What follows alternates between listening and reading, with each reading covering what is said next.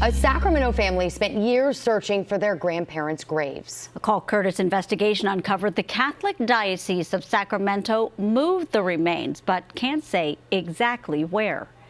I would like to know exactly where my grandparents are laying to rest. Margot Villegas' grandparents were buried at Sacramento St. Joseph Cemetery during the Great Depression. Decades later, in the 1960s, the Catholic Church decided this part of the cemetery was better suited for a school.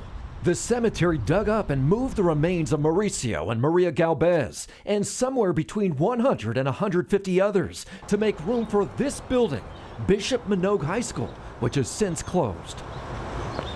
Limited cemetery records do not say exactly where Mauricio and Maria's remains ended up. Cemetery management turned to maps Sacramento's Historical Society created in the 1980s and compared them to the cemetery's own records, suspecting this area, labeled Dorm 4, houses the moved graves.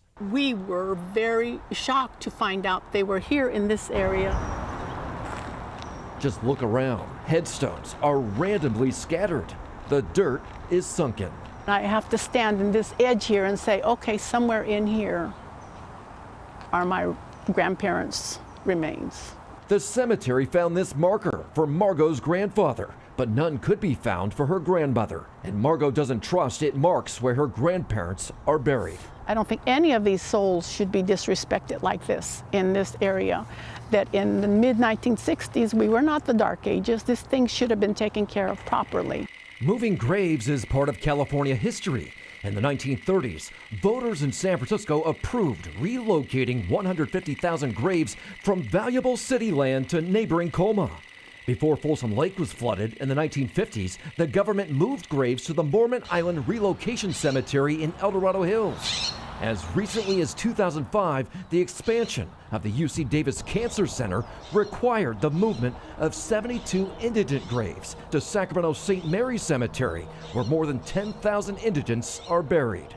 All of this begs the question, if you buried your loved one today, what's to say years from now somebody doesn't want to do something else with that land?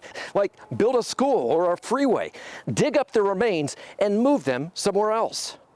When you bury a loved one in a cemetery, you feel like that's going to be their final resting place. Yes. What's the reality? In most cases, that's true. Death care expert Valerie Rose with American River College says the state now has restrictions when it comes to moving graves from municipal and private cemeteries. California has a cemetery and funeral bureau which oversees cemeteries, but we learned not in this case because California has zero jurisdiction over religious cemeteries. If the Catholic Church tomorrow decided they wanted to build a school on one of their cemeteries, they legally could move those graves. Yes. Yes. So would they? The Bishop of the Diocese of Sacramento, Jaime Soto, would not sit down with us to answer that question, nor would anyone from cemetery and funeral services for the diocese. The U.S. Conference of Catholic Bishops ignored our repeated written requests for an answer. However, in this particular case, Scott Miller, who operates St. Joseph Cemetery, says poor record keeping was a factor in the graves moved to make room in the 60s for Bishop Manogue High School. Based on the records they did have, in July, his team randomly dug up 3 areas of the cemetery a few feet down.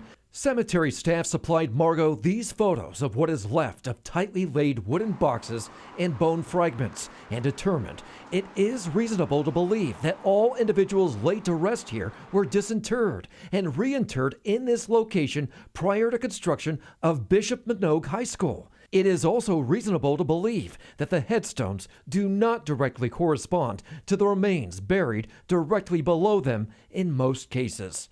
I'm very disappointed and saddened.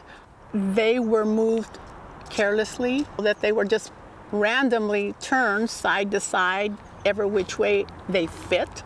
Margot wants the Catholic Church to pay for DNA testing, hoping to know the place where she leaves flowers is at least close to her grandparents' final resting place. There's a lot of souls here being brought here thinking that this is where their final resting place would be, in an area that is a respected cemetery.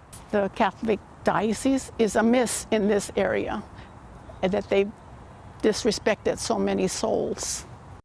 A DNA expert tells me if Marco's grandparents were embalmed, their DNA would have been erased. After we started investigating, signs went up in that section of the cemetery saying they're removing all headstones from this section, adding soil to level the area, and will then reset all the headstones, saying the project will begin between November 1st and November 18th and is scheduled to be completed prior to Christmas. We've given cemetery staff, the Diocese of Sacramento, and the Conference of Bishops repeated opportunities to tell us something like this would never happen again, but none of them did. Have something for me to investigate? Let me know. Go to cbs13.com/callkurtis and fill out our form.